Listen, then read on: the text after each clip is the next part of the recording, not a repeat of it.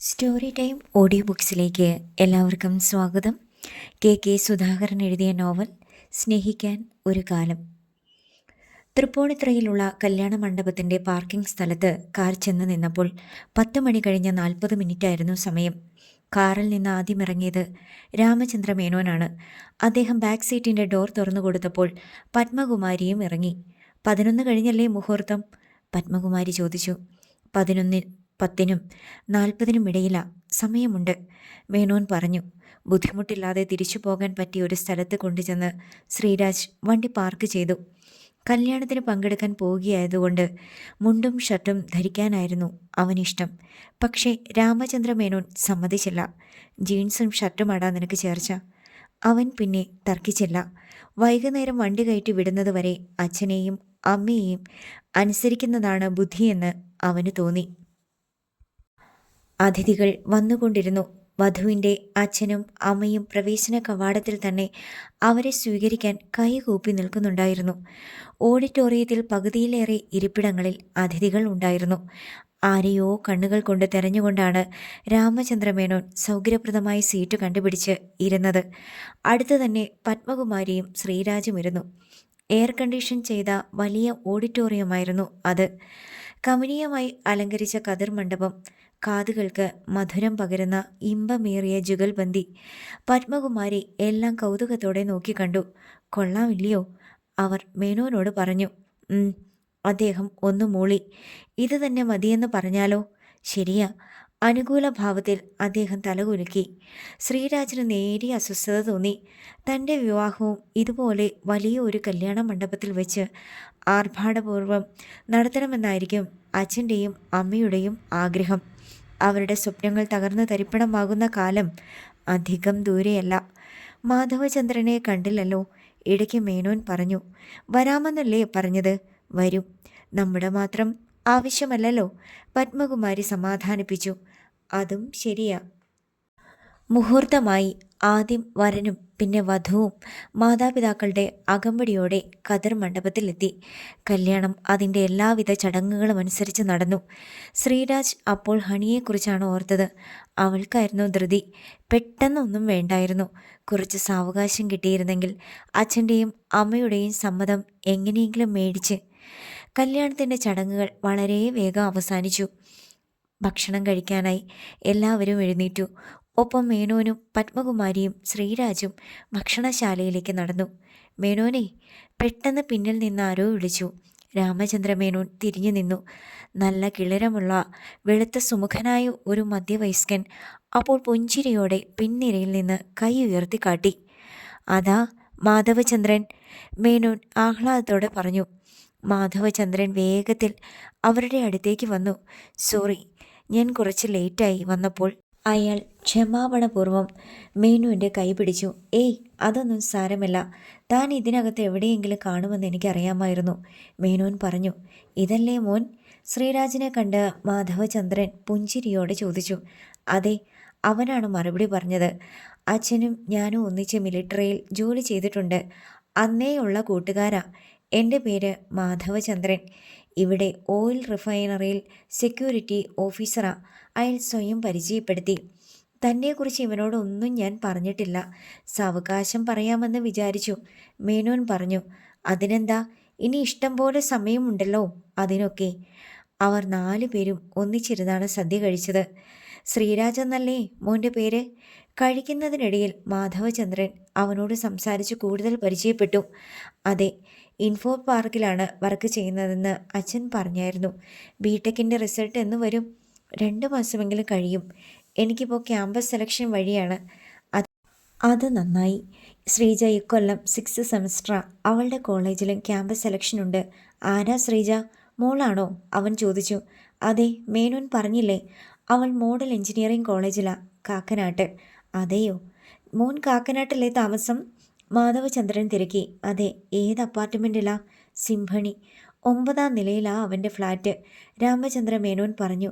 ഭയങ്കര റെൻ്റാ അല്ലയോ? അത് സാരമില്ല, ഏറിയാൽ എത്ര നാൾ? മാധവചന്ദ്രൻ ആ പറഞ്ഞത് ശ്രീരാജിന് മനസ്സിലായില്ല. ഊണ് കഴിച്ച് അവർ മണ്ഡപത്തിൽ നിന്ന് വെളിയിലിറങ്ങി. ഇനി നമ്മൾ വീട്ടിലേക്ക് പോവുമല്ലേ? മാധവചന്ദ്രൻ ചോദിച്ചു. അതെ, അങ്ങനെയാണല്ലോ നമ്മൾ തീരുമാനിച്ചത്. ഫ്രണ്ട് സീറ്റിൽ ഇരുന്നോളൂ, അവന് വഴി പറഞ്ഞു കൊടുക്കാമല്ലോ, മേനോൻ പറഞ്ഞു. പേട്ടയിലാണ് ഞങ്ങൾ താമസിക്കുന്നത്. നമുക്ക് അങ്ങോട്ടാ പോകേണ്ടത്. കൂട്ടുകാരനെ വീട്ടിൽ കൊണ്ടുചെന്ന് വിട്ടിട്ട് പോകാനാണ് അച്ഛൻ്റെ ഉദ്ദേശമെന്ന് ശ്രീരാജിന് മനസ്സിലായി. കാറിൻ്റെ ബാക്ക് സീറ്റിൽ അച്ഛനും അമ്മയും ഇരുന്നു. ഫ്രണ്ട് സീറ്റിൽ അവനോടൊപ്പം മാധവചന്ദ്രൻ അങ്കിളും കയറി.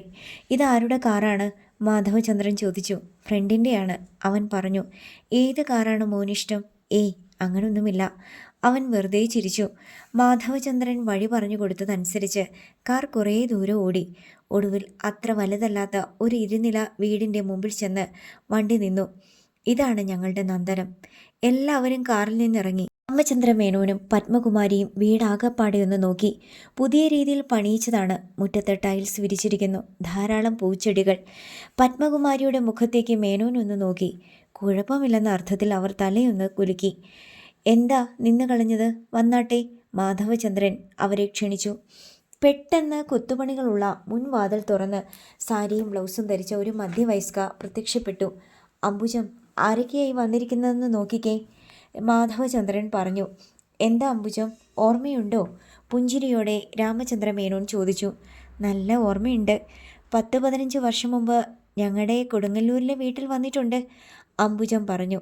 മാധവചന്ദ്രൻ പൊട്ടിച്ചിരിച്ചു. പഴയ കാര്യങ്ങളൊക്കെ ഇവൾക്ക് നല്ല ഓർമ്മയാ. അംബുജം വന്ന് പത്മകുമാരിയുടെ കൈ പിടിച്ചു. നമ്മൾ തമ്മിൽ കണ്ടിട്ടില്ലെങ്കിലും ചേട്ടൻ പറഞ്ഞ എല്ലാവരുടെയും കാര്യം അറിയാം. എന്താ മോളെ കൂടെ കൊണ്ടുവരാഞ്ഞേ? അവർ ചോദിച്ചു. ഇക്കൊല്ലം +2-നല്ലയോ ധന്യ, ഒരു ക്ലാസ് പോലും മുടക്കാൻ അവൾ തയ്യാറല്ല, പത്മകുമാരി പറഞ്ഞു. എല്ലാവരും അകത്തേക്ക് കയറി സ്വീകരണ മുറിയിലിരുന്നു. കല്യാണമൊക്കെ എങ്ങനെയുണ്ടായിരുന്നു? അംബുജം വെറുതെ ലോഹ്യം ചോദിച്ചു. ഗംഭീരമായിരുന്നു, നല്ല കല്യാണ മണ്ഡപം, ഞങ്ങൾക്കിഷ്ടപ്പെട്ടു, മേനോൻ പറഞ്ഞു. കിട്ടണമെങ്കിൽ നേരത്തെ ബുക്ക് ചെയ്യണം, അതൊന്നും പ്രയാസമുള്ള കാര്യമല്ല. മണ്ഡപം എന്നാ ഒഴിവുള്ളതെന്ന് നോക്കിയിട്ടാ ഇപ്പം എല്ലാവരും കല്യാണ തീയതി നിശ്ചയിക്കുന്നേ, മാധവചന്ദ്രൻ പറഞ്ഞു. അംബുജത്തിൻ്റെ കണ്ണുകൾ ഇടയ്ക്കിടെ ശ്രീരാജനെ തഴുകുന്നത് പത്മകുമാരി കാണാതിരുന്നില്ല. സന്തോഷമായിരുന്നു അംബുജത്തിൻ്റെ മുഖത്ത്. പക്ഷേ നിർവികാരതയോടെ ഇരുന്നതേ ഉള്ളൂ അവൻ. മോനെന്താ ഒന്നും മിണ്ടാത്തേ? അംബുജൻ ചോദിച്ചു. ആരോടായാലും നല്ല പോലെ അടുത്തു കഴിഞ്ഞാലേ അവൻ കാര്യമായി മിണ്ടത്തുള്ളൂ, പത്മകുമാരി പറഞ്ഞു. ശ്രീരാജ് ഒന്ന് ചിരിച്ചു. എന്തെങ്കിലും കുടിക്കാനെടുക്കട്ടെ? അംബുജം പെട്ടെന്ന് ആതിഥ്യ മര്യാദ ഓർത്തു. ധൃതിയില്ല, ഞങ്ങളിപ്പോൾ ഊണ് കഴിഞ്ഞതല്ലേ ഉള്ളൂ, മേനോൻ പറഞ്ഞു. അല്ല, തണുത്തതെന്തെങ്കിലും, ചായ പിന്നെയാകട്ടെ. അംബുജം അകത്തേക്ക് പോയി. പത്മകുമാരി എഴുന്നേറ്റ് അവരുടെ പിന്നാലെ ചെന്നു. മോളെന്തിയെ അംബുജം? പത്മകുമാരിക്ക് അവളെ കാണാനുള്ള ആകാംക്ഷ അടക്കാൻ കഴിഞ്ഞില്ല. നാണിച്ചകത്ത് കയറി ഒളിച്ചിരിക്കുക. ഞാൻ വിളിക്കാം, ലൈം ജ്യൂസ് എടുത്തിട്ടാട്ടെ. ഇപ്പോഴത്തെ പെൺകുട്ടികൾക്ക് നാണം കുറവാ. പക്ഷെ ശ്രീജ മോൾ അങ്ങനെയല്ല. നാട്ടുംപുറത്താ ജനിച്ചു വളർന്നേ. കൊച്ചിയിൽ വന്ന് താമസമാക്കിയിട്ട് കൊല്ലം 12 കഴിഞ്ഞു. എന്നിട്ടും ആ അടക്കവും ഒതുക്കവും മാറിയിട്ടില്ല. പെൺകുട്ടികളായാൽ അടക്കവും ഒതുക്കവും വേണം അംബുജം. സംസാരിക്കുന്നതിനിടയിൽ അംബുജം 4 ഗ്ലാസ് ലൈം ജ്യൂസ് ഉണ്ടാക്കി. നീണ്ട ഗ്ലാസ്സുകളിൽ അവ നിറച്ച് പൂക്കളുള്ള പ്രിൻ്റുള്ള ഒരു ട്രെയിൽ എടുത്തു വെച്ചു. ഞാൻ മോളെ വിളിക്കാം, അവൾ കൊണ്ടുചെന്ന് കൊടുക്കട്ടെ, അംബുജം പറഞ്ഞു. അത് നേരാ, ഞാൻ അവിടെ പോയി ഇരിക്കാം. പത്മകുമാരി സ്വീകരണ മുറിയിലേക്ക് ചെന്ന് രാമചന്ദ്ര മേനോൻ്റെ അടുത്തിരുന്നു. 100 പവൻ്റെ ഗോൾഡ് കോയിൻ മേടിച്ച് ലോക്കറിൽ വെച്ചേക്കുവാ മേനോനെ. ആവശ്യം വരുമ്പോൾ അതെടുത്തു കൊടുത്ത് നമുക്കിഷ്ടമുള്ള ഓർണമെൻറ്റ്സ് മേടിക്കാമല്ലോ, മാധവചന്ദ്രൻ പറഞ്ഞു. അതാ നല്ലത്, മേനോൻ പറഞ്ഞു. 4 സെൻറ്റിലാ ഈ വീട് നിൽക്കുന്നേ. ഇപ്പോൾ ഈ ലൊക്കാലിറ്റിയിൽ 1/2 സെൻറ്റ് ഭൂമി പോലും കിട്ടാനില്ല. നല്ല റെസിഡൻഷ്യൽ ഏരിയയല്ലേ. ഇവിടുന്ന് കാക്കനാടിന് വെറും 30 മിനിറ്റ് മതി. മേനോൻ തലകുലുക്കി. എനിക്ക് ഒറ്റ മോളേ ഉള്ളെന്നറിയാമല്ലോ. നാട്ടിൽ അംബുജത്തിൻ്റെ ഷെയർ 60 സെൻറ്റ് സ്ഥലം കിടപ്പുണ്ട്. സെൻറ്റിന് അവിടെ 4 ലക്ഷം ഉണ്ട് ഇപ്പോൾ വില. പെട്ടെന്ന് ട്രെയിൽ വെച്ച ലൈം ജ്യൂസുമായി ശ്രീജ അടിവെച്ച് സ്വീകരണ മുറിയിലേക്ക് വന്നു. അവളുടെ മുഖത്തെ ലജ്ജയും പരിഭ്രമവും കണ്ടപ്പോൾ ശ്രീരാജ് ഒന്ന് ഞെട്ടി. ഈശ്വര, ഇതിനൊരു പെണ്ണ് കാണലിൻ്റെ ലുക്കുണ്ടല്ലോ. ഹാഫ് സാരിയായിരുന്നു ശ്രീജയുടെ വേഷം. ഒരു ശാലീന സുന്ദരി. അവൾ എല്ലാവരുടെയും മുന്നിലേക്ക് ട്രേയുമായി ചെന്നു. 4 പേരും ട്രേയിൽ നിന്ന് ഗ്ലാസ് എടുത്തു. അവളുടെ മുഖത്തേക്കൊന്ന് നോക്കാതിരിക്കാൻ കഴിഞ്ഞില്ല ശ്രീരാജിന്. 1 കൊല്ലം കൂടി പഠിത്തമുണ്ട് മോൾക്ക്, അല്ലേ? പത്മകുമാരി അവളോട് ചോദിച്ചു. അതേ അമ്മേ, അവൾ പതിഞ്ഞ സ്വരത്തിൽ മറുപടി പറഞ്ഞു. പത്മകുമാരിയുടെയും മേനോൻ്റെയും ചോദ്യങ്ങൾക്ക് മറുപടി പറഞ്ഞുകൊണ്ട് അവൾ അല്പനേരം അവിടെ നിന്നു. പിന്നെ അവൾ അകത്തേക്ക് പിൻവലിഞ്ഞു. ശ്രീരാജൻ്റെ മൊബൈലിൽ അപ്പോൾ ഒരു കോൾ വന്നു. എടുത്തു നോക്കിയപ്പോൾ ഹണിയാണ് വിളിക്കുന്നത്. അവൻ പെട്ടെന്ന് അത് കട്ട് ചെയ്തു. മാധവചന്ദ്രൻ അത് ശ്രദ്ധിച്ചു. കൂട്ടുകാരാരെങ്കിലും ആണെങ്കിൽ സംസാരിച്ചോ മോനെ, സ്വന്തം വീട് പോലെ വിചാരിച്ചാൽ മതി. ഇതും ഞങ്ങളാരും അന്യരൊന്നുമല്ല, ചിരിച്ചുകൊണ്ട് അദ്ദേഹം പറഞ്ഞു. ഹണിയുടെ കോൾ വീണ്ടും വന്നു. അവൻ മൊബൈലുമായി വെളിയിലേക്ക് ഇറങ്ങി. അവളുടെ കോൾ എടുത്തു. നീ എന്തിനാ ഇപ്പം വിളിച്ചേ? ശബ്ദം താഴ്ത്തി അവൻ ചോദിച്ചു. അച്ഛനും അമ്മയും ഇന്ന് തന്നെ പോകത്തില്ലേ? അവൾ ചോദിച്ചു. പോകും, അവരിപ്പോൾ എൻ്റെ കൂടെയുണ്ട്. നാളെ ഞാൻ വരണോന്നറിയാൻ വിളിച്ചതാ, അവൾ പറഞ്ഞു. അവർ പോയി കഴിഞ്ഞിട്ട് ഞാൻ വിളിക്കാം, ഇപ്പോൾ ഒട്ടും ഫ്രീ അല്ല. ശരിയടാ, അവൾ സംസാരം അവസാനിപ്പിച്ചു. എന്തു ചെയ്യണമെന്നറിയാതെ ശ്രീരാജ് അല്പനേരം അവിടെ തന്നെ നിന്നു. പിന്നെ സ്വീകരണ മുറിയിലേക്ക് കയറി ചെന്നു. രാമചന്ദ്ര മേനോനും മാധവചന്ദ്രനും പത്മകുമാരിയും അംബുജവും അപ്പോൾ ഒന്നിച്ചിരുന്ന് സംസാരിക്കുകയായിരുന്നു. നമുക്ക് വേണമെങ്കിൽ ഒരു റിംഗ് എക്സ്ചേഞ്ച് നടത്താം മാധവ. ഒരു കൊല്ലത്തെ കാര്യമല്ലേ ഉള്ളൂ, മോളുടെ കോഴ്സ് കഴിഞ്ഞു മതി കല്യാണം, മേനോൻ പറഞ്ഞു. അത്രയും നീട്ടി വെക്കേണ്ട മേനോനെ, അടുത്ത മാസം എൻഗേജ്മെൻറ്റും പിന്നത്തെ മാസം കല്യാണവും നടത്താം. ഞങ്ങളെല്ലാം തയ്യാറാക്കി വെച്ചേക്കുക, ഒരു ബുദ്ധിമുട്ടുമില്ല, മാധവചന്ദ്രൻ പറഞ്ഞു. തന്നെയുമല്ല, കല്യാണം കഴിഞ്ഞാൽ മോന് ഇവിടെ താമസിച്ചുകൊണ്ട് ജോലിക്കും പോകാമല്ലോ. എന്തിനാ 10-20,000 രൂപ ഫ്ലാറ്റിന് വാടക കൊടുക്കുന്നേ? അംബുജവും അനുകൂലിച്ചു.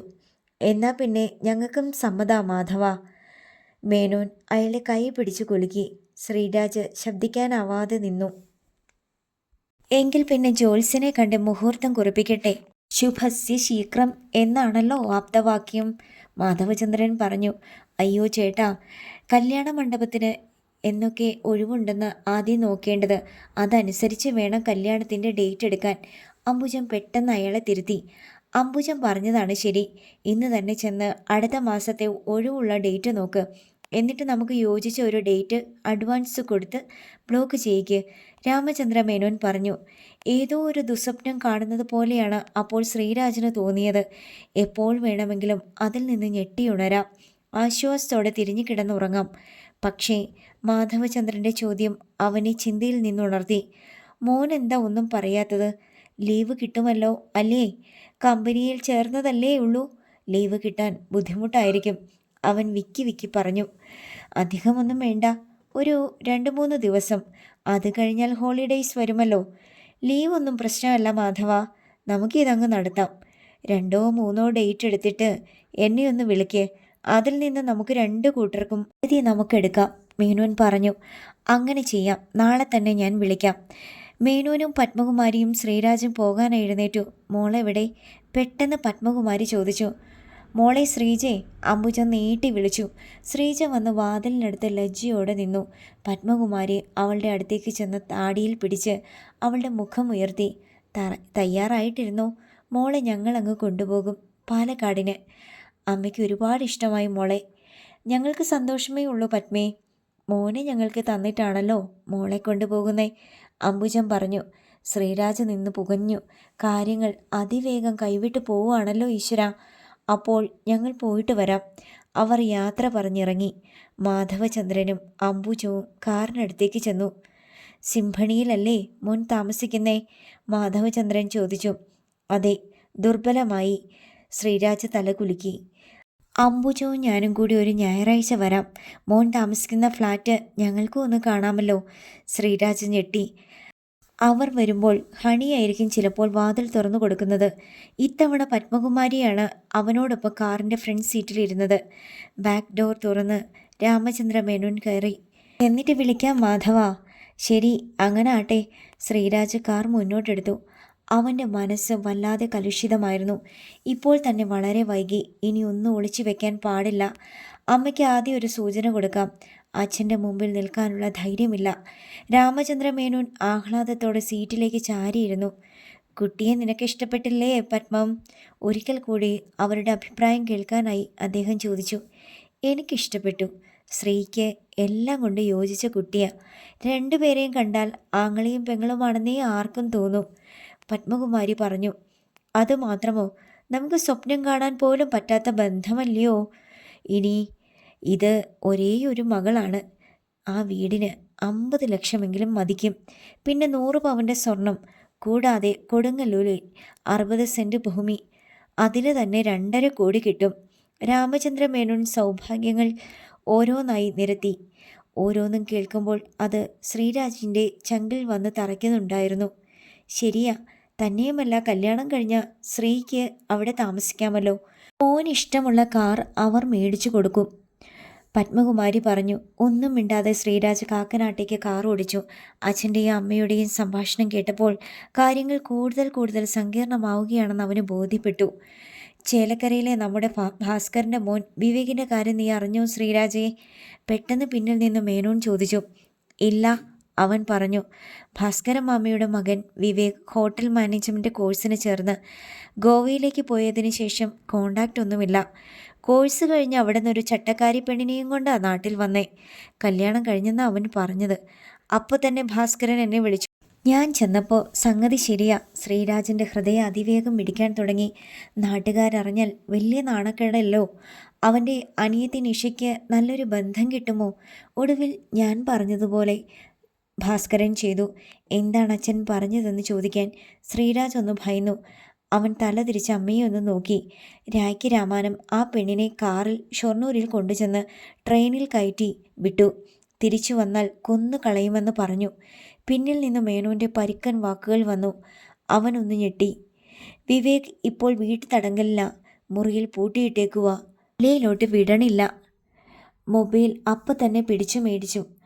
ഭാസ്കരനായതുകൊണ്ട് അവനെ തല്ലി ചതച്ചില്ല. പഠിക്കാൻ വിട്ടാൽ പഠിക്കണം, അല്ലാതെ കണ്ട പെൺപിള്ളേരുടെ പിന്നാലെ നടക്കാനല്ല.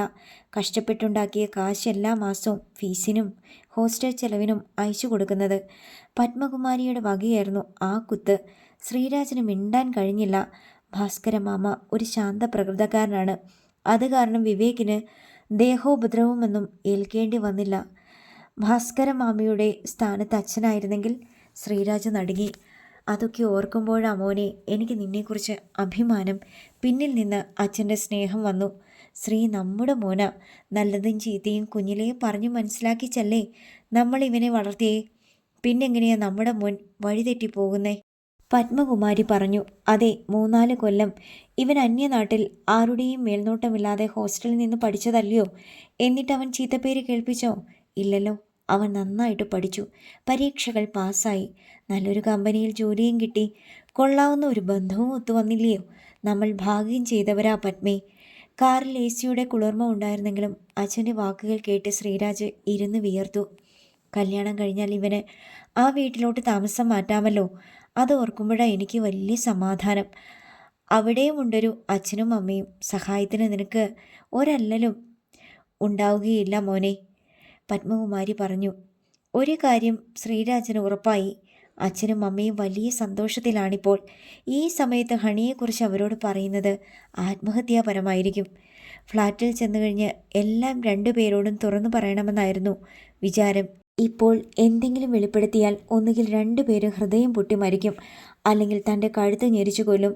കാക്കനാട്ട് സിംഫണി അപ്പാർട്ട്മെൻറ്റിൻ്റെ പാർക്കിംഗ് സ്ഥലത്ത് ചെന്ന് കാർ നിന്നു.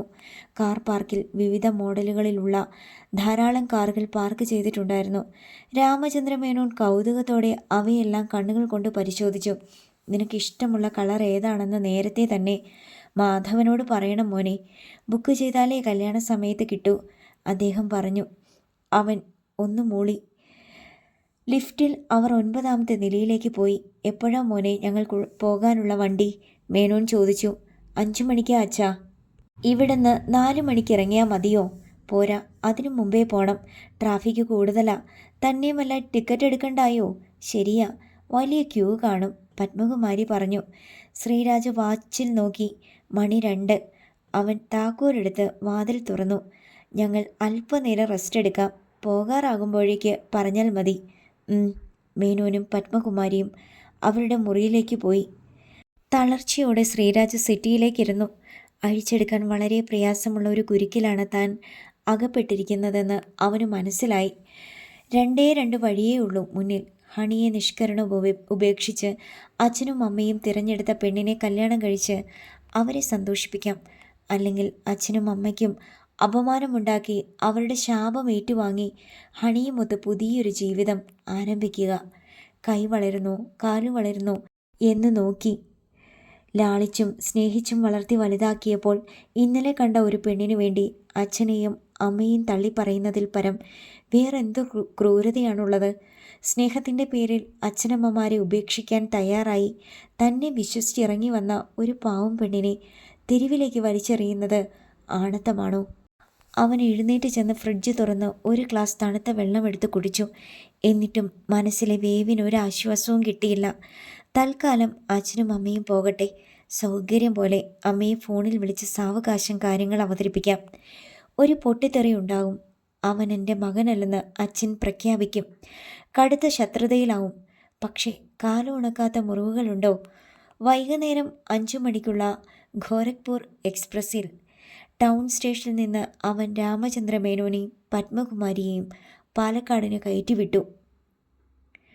അടുത്ത ഭാഗം നാളെ.